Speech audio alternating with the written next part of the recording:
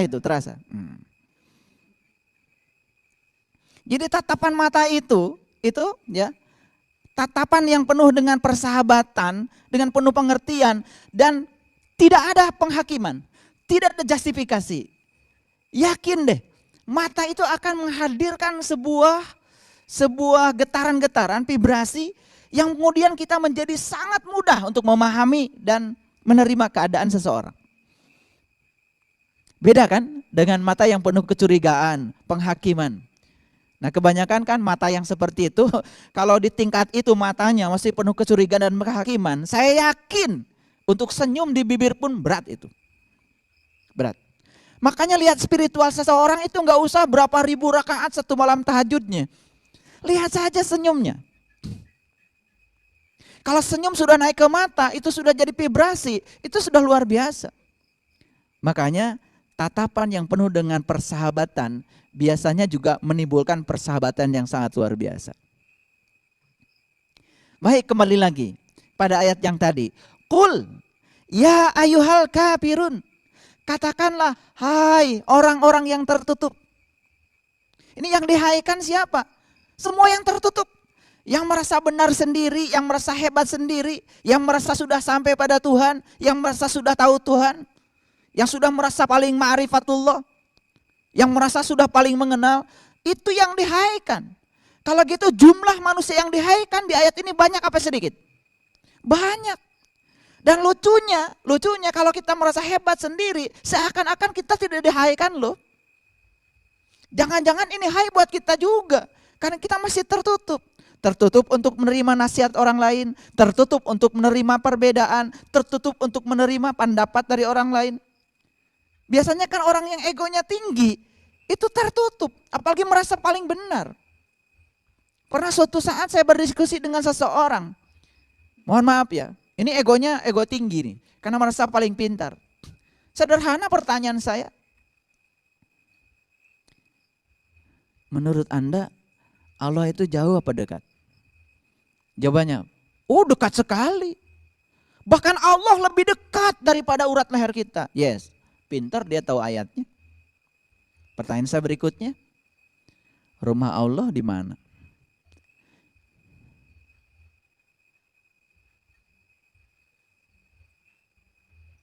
Kan harusnya kalau Allahnya dekat, rumahnya juga dekat.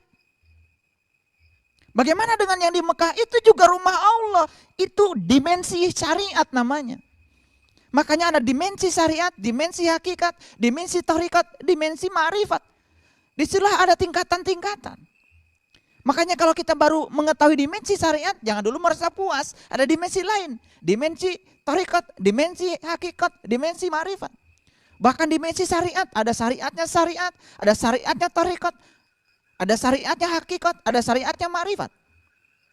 Dalam dimensi ma'rifat juga seperti itu. Ada dimensi ma'rifatnya syariat, ada ma'rifatnya tarikat, ada ma'rifatnya hakikat, ada ma'rifatnya ma'rifat. Luar biasa itu spektrumnya. Allah dekat. Lebih dekat daripada urat nadi leher kita kata Quran. Begitu ditanya rumahnya di mana? Bingung. Kan harusnya walaupun tidak tahu kalau Allahnya dekat kan rumahnya dekat juga. Kan itu memudahkan kita kalau terbuka. Tapi karena sudah tertutup sulit. Walaupun itu pandangan dari Quran sulit. Itu namanya miskonsepsi. Orang yang mengalami miskonsepsi karena ada kesalahan memahami konsep. Sekalipun sudah dijejali pada dia. Ya ajaran-ajaran yang benar tetap aja sulit untuk hilang. Ibaratnya seperti ini.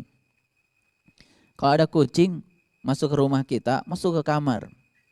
Oh ternyata kucing itu tidur di bawah ranjang tempat tidur kita. Ternyata kucing itu mohon maaf mengeluarkan kotoran. Saya tanya bau enggak? Bau. Gimana cara menghilangkan bau kotorannya? Yang pertama diambil dong kotorannya. Jijik-jijik juga harus diambil kan? Betul enggak? Kucingnya udah enggak ada nih. Yang pertama kan kucingnya tentu saja dipindahkan dulu. Yang kedua kotorannya diambil. Setelah itu apa? Bekas kotorannya kemudian dipel. Pakai karbol macam-macam. Selesai? Selesai? Belum selesai. Karena kotoran kan sudah menyatu dengan udara yang ada di kamar. Hati-hati. Di lantai sudah bersih, tapi udara yang di kamar itu kan terkurung. Dan udara pasti ya akan menyerap kotoran dari kotoran kucing itu. Tahap berikutnya apa? Buka jendela, ganti dengan angin yang baru. Nah ini yang lupa, buka jendela. Sama seperti kita punya konsep yang salah. Konsep tentang iman, tentang Islam, dan lain-lain konsep yang tadi, tentang adil. Ada konsep yang salah dalam diri kita, gimana memperbaikinya? Apa cukup dijejali konsep-konsep yang benar? Tidak. Bapak Ibu dijejali oleh saya konsep-konsep yang benar sekalipun dari Quran. Kalau tidak terbuka jendelanya, tidak akan bisa menerima. Harus terbuka jendelanya, biar angin segar masuk. Biar udara lama diganti dengan udara baru. Baru itu bisa. Makanya keadilan itu adalah luruskan wajahmu saat kamu sedang memasuki masjid. Masjid adalah Baitullah. Apa tujuan kita masuk Baitullah? Tentu saja masjid yang syariat tujuannya bulan bintang. Tapi masjid yang hakikat bukan bulan bintang yang ada di masjid. Tapi bulan dan bintang yang bercahaya yang ada dalam diri kita. Bagaimana mungkin kita bisa meluruskan pandangan batin kita pada dia, sang pemilik masjid, sang pemilik Baitullah kalau kita nggak kenal. Makanya sepanjang kita nggak kenal, kemudian kita menyembah dia, itu tidak adil. Makanya kata Quran, wad'uhu, undanglah dia, mukhlisin dengan keikhlasan yang sempurna. Undanglah dia dengan keikhlasan yang sempurna. Jadi kalau kita ingin berlaku adil dalam hidup ini, yang pertama, adil dimulai dari apa? Saat memasuki masjid, luruskan wajahmu. Kepada siapa? Kepada dia yang memiliki masjid.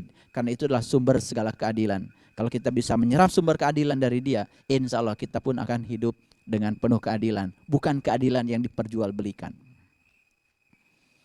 Apa keadilan saja? Ya tidak. Karena sifat dia kan yang dikenalkan pada kita ada 99. Al-Adl salah satunya. Yang lain apa? Ar-Rahman, Ar-Rahim, Al-Malik, Al-Qudus, As-Salam, dan seterusnya. Dan sifat-sifat itu kemudian akan menyatu. Nah, sifat itu akan menyatu ketika kita meleburkan diri dengan dia. Disitulah perlunya dibimbing oleh orang yang tahu. Belajar spiritual tanpa guru, ikutannya adalah setan. Makanya di sini dihaikan. Ya ayyuhal kafirun, hai orang-orang yang tertutup. Mohon maaf, kalau saya dihaikan di ayat ini langsung ya gitu. Jangan-jangan saya yang masih tertutup. Lebih bagus merasa masih tertutup daripada merasa terbuka tapi masih tertutup. Apa berikutnya?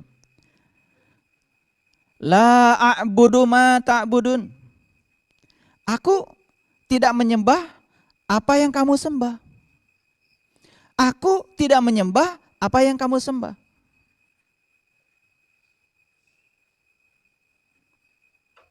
Siapa yang mengatakan aku tidak menyembah apa yang kamu sembah? Ini orang yang tertutup. Jadi kalau di ruangan ini ada dua orang, satu tertutup, satu terbuka. Kan pasti ya, kalau ditanya secara luar, yang tertutup kalau ditanya siapa yang kau sembah? Tuhan. Yang terbuka ditanya siapa yang kau sembah? Tuhan. Dalam bahasa luar, jawabannya sama, Tuhan. Terserah menyebut Tuhan dengan cara apa, silahkan. Karena Tuhan juga tidak marah disebut dengan panggilan apapun. Cuman kita kan suka ribut. Ketika orang memanggil berbeda, seakan-akan itu berbeda yang dipanggil. Air kan tidak marah dipanggil water. Air tidak marah dipanggil banyu. Air juga tidak marah dipanggil cai. Air juga tidak marah dipanggil air. Kan tidak marah. Silahkan semua orang mau menyebut apa. Yang penting kan ada sebutannya. Ya, dan Allah itu tidak pernah marah dipanggil apapun. Tapi tentu saja memanggil Tuhan dengan cara yang sopan, tadharu namanya. Makanya semua keyakinan memanggil Tuhan itu dengan panggilan-panggilan yang agung. Betul enggak? Iya. Yang maha pengasih, yang maha penyayang, puncak kesadaran, puncak kasih sayang, sebutannya banyak. Tapi lebih dari semua itu, kita harus tahu yang disebut. Itu yang paling penting. Nah, la a'budu ma ta'budun, aku tidak menyembah yang kamu sembah. Ini menurut saya luar biasa. Ini ada orang yang tertutup, ada orang yang sudah terbuka. Yang tertutup, namanya juga tertutup. Kalau tertutup mata kita kan nggak lihat. Kalau mata kita nggak lihat kan nggak bisa ingat pada yang tidak dilihat. Sesuatu yang tidak dilihat pasti tidak bisa diingat. Karena sesuatu yang bisa diingat pasti yang bisa dilihat. Jadi saya masih teringat ada orang bijak mengatakan, kamu itu ada atau tidak ada. Sekarang Bapak Ibu yang di ruangan ini ada apa tidak ada? Ada. Kita aja ada, sedangkan Allah tuh maha ada. Kita yang ada aja kelihatan adanya, apalagi yang maha ada. Harusnya lebih ada dong. Gak pinter-pinter. Katanya Allah maha ada. Kita aja yang ada kelihatan, apalagi yang maha ada. Disitulah kita harus tahu ilmunya. Makanya bagi orang yang tidak tahu kan seakan-akan Tuhan itu jauh. Maha ada tapi jauh. Lalu karena jauhnya kadang-kadang merengek-rengekkan pada Tuhan. Padahal Tuhan itu dekat. Makanya hati-hati dengan pikiran, kata-kata dan ucapan. Karena itu semua direkam oleh Dia. Dan Dia selalu mengabulkan apa yang kita minta. Cuman proses mengabulkannya tidak seperti yang kita ingin. Itu saja. Dan kadang-kadang ketika Allah ingin ngasih yang lebih baik, kita disuruh meninggalkan yang baik. Kalau Allah ingin ngasih yang lebih baik, kita disuruh meninggalkan yang baik. Misalkan contoh, mohon maaf, suatu saat mungkin kita doa sama Allah, ya Allah limpahkan rezeki yang berkah. Saat itu kita sedang kerja, mungkin kerja gajinya 20 juta. Tiba-tiba besoknya di tempat kerja dipecat. Mungkin kita tidak mengerti kalau itu adalah cara Allah untuk ngasih rezeki yang berlimpah. Kan 20 juta saja gaji dia, kan masih doa tadi. Nih, perhatikan saya. Dia gajinya sekarang 20 juta sebulan. Tapi dia kan doa tadi. Ya Allah, berikanlah rezeki yang berlimpah kepadaku. Berarti kata Allah, oh berarti 20 juta bagimu gak cukup. Kan gitu. Ya, makanya kata Allah, ya sudah. Dikabulkan. Yes, kata Allah. Besok dipecat. Tapi apakah mengerti dia kalau dipecat itu sebuah pengkabulan? Cara Allah mengabulkan? Mungkin gak ngerti. Besok merengek-rengek.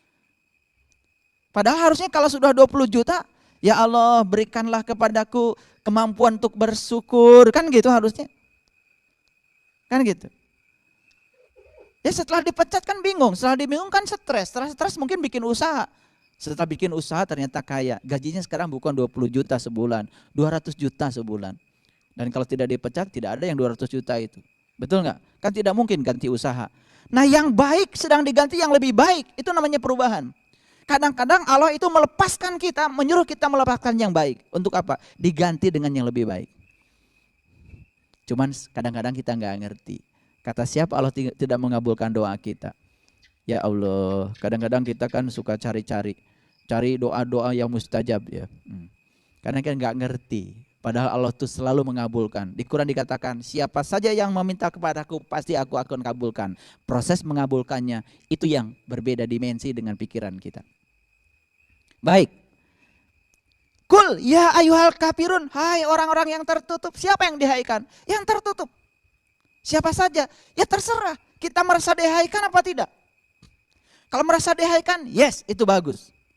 Lalu ada kata-kata la a'budu ma ta'budun. Aku tidak menyembah apa yang kamu sembah.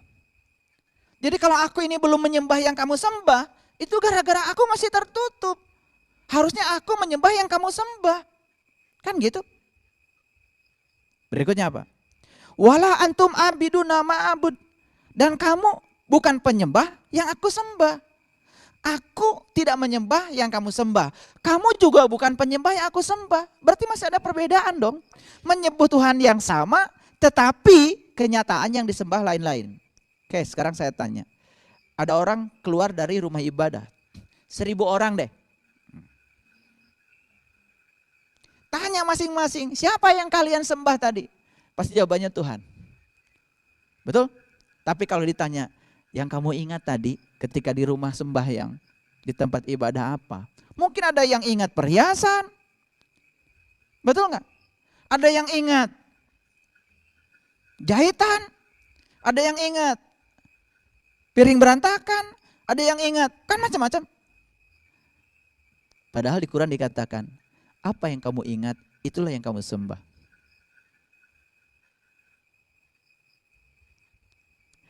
La ilaha illa anna fa'budni wa aqimis sholata li zikri. Sembahlah aku, dirikanlah sholat untuk mengingat aku. Jadi apa yang kita ingat, itu yang kita sembah. Jadi kalau pertanyaannya siapa yang kamu sembah tadi, pasti jawabannya Tuhan. Tapi kalau ditanya lagi, ya, apa yang kau ingat tadi, pasti jawabannya lain-lain. Betul nggak? Padahal tidak sadar, apa yang diingat, itulah yang disembah. Makanya orang yang sholatnya sedikit saja ingatnya kepada Tuhan, di Quran surat An-Nisa ayat 142 disebutnya orang munafik. Yang sedikit loh ingat sama Tuhannya munafik. Kalau yang gak ingat sama sekali kan itu sudah kakaknya itu. Kakaknya munafik. Gak ada ayatnya, saya tidak menemukan. Orang munafik itu kata Quran orang yang sholatnya itu ingat Allahnya sedikit. Yang ingat Allah sedikit kan berarti kan sudah kenal. Tapi kenalnya sedikit, makanya ingatnya sedikit. Itu aja masih munafik, apalagi blank, tidak ingat sama sekali karena belum kenal. Makanya la a'budu ma ta'budun wala antum abiduna ma a'bud wala an abidu ma abatum. Aku juga tidak menyembah. Aku juga bukan penyembah apa yang kamu sembah. Aku tidak menyembah yang kamu sembah. Kamu bukan penyembah yang aku sembah. Aku juga tidak pernah menjadi penyembah yang kamu sembah. Dan kamu tidak pernah menjadi penyembah yang aku sembah. Lalu berikutnya apa? Berikutnya, lakum dinukum waliyadin.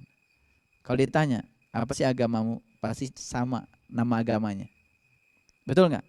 Kalau ditanya, siapa yang kamu sembah? Pasti sama nama Tuhannya. Tapi begitu masuk ke dalamnya, siapa yang kamu ingat ketika kamu sedang sembahyang? Mulai lain-lain. Disitulah lakum dinukum waliyadin. Makanya masing-masing itu kan lain-lain. Nah sekarang masa kita ya menyebut yang sama tetapi pikirannya lain-lain. Makanya tadi di ayat tadi yang namanya keadilan itu adalah wa aqimu wujuhakum inda kulli masjid. Luruskan wajahmu saat memasuki masjid. Nah ini kan bukan cerita masjid yang biasa. Emangnya masuk masjid kemudian diluruskan wajahnya begini? Tidak. Sampai nggak mau menoleh. Begitu masuk masjid ada orang manggil bun, nggak mau noleh. Apa kabar mas? Nggak mau noleh. Kenapa sih kok lurus gitu? Wa aqimu wujuhakum inda kulli masjidin. Quran surat Al-A'raf ayat 29. Setiap masuk masjid wajah harus lurus. Apa begitu memahaminya? Kan tidak. Nah, apa sih tujuan kita masuk masjid? Tujuan masuk masjid, tujuan masuk Baitullah satu. Apa itu? Kan bertemu dengan yang punyanya. Sekali lagi, tujuan datang ke rumah seseorang, apa cari rumahnya? Apa ingin lihat-lihat rumahnya? Kan bukan, ingin ketemu sang penghuni rumah. Falya'budu rabb hadzal bait.